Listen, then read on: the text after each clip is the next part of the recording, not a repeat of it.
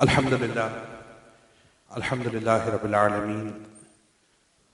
نحمده ونصلی علی رسولہ الکریم اما بعد فاعوذ باللہ من الشیطان الرجیم بسم اللہ الرحمن الرحیم وَإِنَّكَ لَعَلَىٰ خُلُقٍ عَظِيمٍ آمنت باللہ صدق اللہ العلی العظیم وصدق رسولہ النبی الامین الکریم اما بعد۔ اللہ تبارک و تعالیٰ کی دی ہوئی خصوصی توفیق کی بدولت ہر سال کی طرح اس سال بھی جامعہ علیمیہ میں علیمیہ انسٹیٹیوٹ آف اسلامک اسٹڈیز میں منعقد ہونے والی اس سالانہ محفل میلاد میں ہم اور آپ اکٹھے ہیں۔ اللہ رب العزت سے دعا گو ہوں کہ ہم تمام کا یہاں آنا، اس میں بیٹھنا، کلام کرنا، کلام سننا اللہ رب العزت اپنی بارگاہ عالیہ میں قبول و مقبول فرمائے، آمین۔ جو موضوع آج کی اس نشست کے لیے مختصر دورانیے کے اندر منتخب کیا ہے وہ نبی علیہ الصلوۃ والسلام کی وہ خاص صفت ہے کہ جس کی طرف قرآن حکیم میں اللہ رب العزت نے نہایت ہی منفرد انداز میں اشارہ فرمایا ہے اور فرمایا کہ وَإِنَّكَ لَعَلَىٰ خُلُقٍ عَظِيمٍ کہ بے شک آپ اخلاق کے بلند ترین مرتبے پر فائز ہیں۔ حدیث شریف کے اندر آتا ہے کہ نبی علیہ الصلوۃ والسلام آپ نے ارشاد فرمایا بُعِثْتُ لِأُتَمِّمَ مَكَارِمَ الْأَخْلَاقِ کہ مجھے تو مبعوث ہی اس لیے فرمایا گیا کہ مکارم اخلاق کی تکمیل ہو جائے، اتمام ہو جائے۔ اب اس کے اندر جو دو ایک باتیں سمجھنے کی ہیں میرے اور آپ کے لیے، کیونکہ یہ پروگرام خاص طور پہ علیمیہ کے اسٹوڈنٹس کے لیے ہو رہا ہوتا ہے اور اس میں یا تو جو موجودہ طالب علم ہیں وہ ہوتے ہیں یا ہمارے گریجویٹس ہوتے ہیں اور نہیں تو ہمارے جو حفاظ ہوتے ہیں یا طالب علم ہوتے ہیں مدرسے کی حفظ و ناظرہ کے وہ موجود ہوتے ہیں۔ تو اس لیے یہ باتیں خاص ان کے لیے ہیں اور نہایت اہمیت کی حامل اس لیے ہیں کیونکہ مجھے اور آپ کو یا ہم جیسے اس طالب علم کو جو دین کا طالب علم ہوتا ہے، حدیث شریف کے مطابق تو نبی علیہ السلام نے فرمایا ان العلماء ورثۃ الانبیاء کہ علماء انبیاء کے وارث ہوتے ہیں، تو لوگ ہمیں وارث نبی سمجھتے ہوئے ہم سے انہی اخلاقیات کو ایکسپیکٹ کر رہے ہوتے ہیں جو نبی علیہ الصلوۃ والسلام کی سیرت و تعلیمات پہ ہمیں ملتا ہے۔ لیکن اگر ہم بغور مشاہدہ کریں اپنی اور اپنے گرد و نواح میں جو ہمارے طالب علم بالخصوص ہیں، میں علماء کا نام اس لیے نہیں لوں گا کہ وہ پھر بات بڑے درجے پر جاتی ہے تو ذرا سخت ہو جاتی ہے، اگر ہم عمومی مزاجوں کا مشاہدہ کریں تو ہمیں نظر یہ آتا ہے کہ اخلاقیات سے جتنے فارغ ہمارے دینی مدارس کے طالب علم ہوتے جا رہے ہیں، اور بڑی معذرت سے عرض کروں جو مجھ جیسے چھوٹے طالب علم ہیں یا اگر آپ ان کو سند کے اعتبار سے عالم و فارغ التحصیل بھی کہہ لیں، ان کو مزاج دیکھیں تو ہمیں دیکھ کر اندازہ یہ ہوتا ہے کہ الحمدللہ اخلاقیات اچھی خاصی دور سے بھی چھو کر نہیں گزری ہے۔ اچھا، اس کی ایک بڑی اہم وجہ ہے جو طالب علموں کو سمجھنے کی ضرورت ہے، وہ وجہ یہ ہے کہ یہ جو علم ہم حاصل کرتے ہیں نا، درس نظامی آپ پڑھتے ہیں، پھر الحمدللہ سینٹر کا تو ایک پورا نصاب بڑا مضبوط ہے، آپ درس نظامی کے ساتھ ایڈیشنل کورسز بھی اس پہ کر رہے ہوتے ہیں، تو علم کی جب صفت میرے اندر آپ کے اندر آتی ہے نا، تو یہ بنیادی طور پر وہ صفت ہے جو خاص اللہ رب العزت کی ان 8 صفات میں سے ایک ہے جن کو صفات قدیمہ کہا جاتا ہے، ازلی صفات میں سے۔ اب جیسے ہی میں اور آپ یا میری اور آپ کی طرح کا کوئی بھی انسان اس سے متصف ہونے لگتا ہے تو وہ جو دیگر صفات ہیں نا اللہ رب العزت کی، وہ بھی ہماری طرف متوجہ ہوتی ہیں، اور نتیجہ وہ ہوتا ہے کہ اس کے اندر جو سب سے پہلی چیز ہمارے اندر پیدا ہونی شروع ہو جاتی ہے وہ ایک تصور ہوتا ہے جس کو آپ کبریائی کا تصور کہتے ہیں، جس کو آپ تکبر کہتے ہیں، اور اسی لیے علماء کے مزاج کے اندر آپ کو یہ تکبر والی جو کیفیت ہے نا یہ عمومی طور پہ نظر آتی ہے۔ اب وہ جو تکبر ہوتا ہے بنیادی طور پر وہ اس کو بدخلق بناتا ہے، بد اخلاق بناتا ہے، اور ہوتا کیا ہے کہ وہ سامنے والے کو اپنے جیسا انسان ہی نہیں سمجھتا۔ بھائی آپ کو کیا پتا، اب ایک طالب علم ہے اس نے ابھی ابتدائی کتابیں پڑھنا شروع کی ہیں، فرسٹ ایئر کا ہوتا ہے، سیکنڈ ایئر کا ہوتا ہے، لیکن جب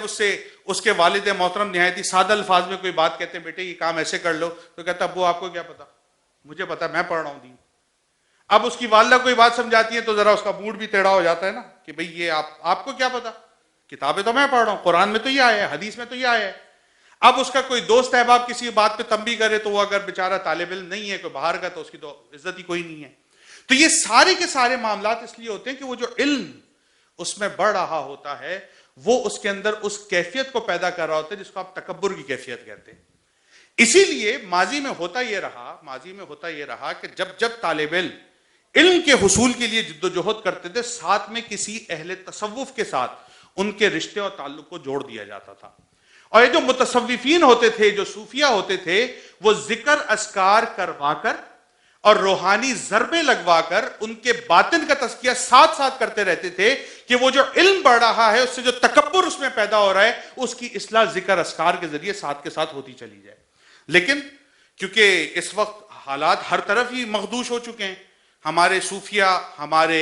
اولیاء، ان کو سب سے زیادہ تزکیے کی ضرورت ہے، جس طرح ہمارے علماء کو سب سے زیادہ پڑھنے کی ضرورت ہے. تو نتیجہ کیا ہے کہ نہ وہ تزکیے کا کام کر رہے ہیں اور نہ علماء پڑھنے کا کام کر رہے ہیں، نہ مبلغین تبلیغ کا کام کر رہے ہیں، اور سب ایک دوسرے کے اوپر ذمہ داریاں انڈیل رہے ہیں. کام کوئی بھی نہیں کر رہا، لیکن ہر ایک اسی ذوق، اسی شوق اور اسی زوم کے اندر مبتلا ہے کہ سب سے بڑا کام میں کر رہا ہوں. اسی لیے میرے اور آپ کے لیے رہنمائی ہے اس آیت کے اندر کہ اللہ رب العزت نے نبی علیہ الصلوۃ والسلام کی جہاں دیگر صفات کا ذکر کیا ہے قرآن حکیم میں، وہاں ایک خاص صفت کا ذکر کیا ہے جو علماء میں لازمی ہونی چاہیے، اور وہ صفت کیا ہے؟ فرمایا وَإِنَّكَ لَعَلَىٰ خُلُقٍ عَظِيمٍ، کہ اے میرے رسول، ہم نے آپ کو اخلاق کے بلند ترین مرتبے کے اوپر فائز فرمایا ہے. تو اب بحیثیت عالم دین، بحیثیت طالب علم، بحیثیت درسی کتب کے ایک طالب علم کے اور دین کے طالب علم کے، میرے اور آپ کے اوپر لازم ہے کہ ہم نبی علیہ الصلوۃ والسلام کی اس خاص صفت کو اپنائیں اور اپنے اندر اخلاق حسنہ کو پیدا کریں.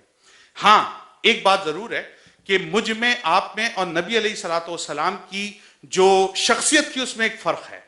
وہ فرق یہ ہے کہ میں اور آپ نیک ہونے کے لیے تابع ہیں نیکی کے.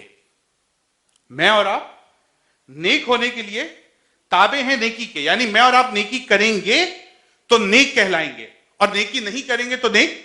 نہیں کہلائیں گے. اسی طرح میں اور آپ عظیم کام کریں گے تو عظیم بنیں گے، اور عظیم کام نہیں کریں گے تو عظیم نہیں بنیں گے. لیکن نبی علیہ الصلوۃ والسلام کا معاملہ اس سے جدا تھا. حضور علیہ الصلوۃ والسلام کسی نیکی کے تابع نہیں تھے، بلکہ نیکی اپنی نیکی ہونے میں حضور علیہ الصلوۃ والسلام کی تابع تھی.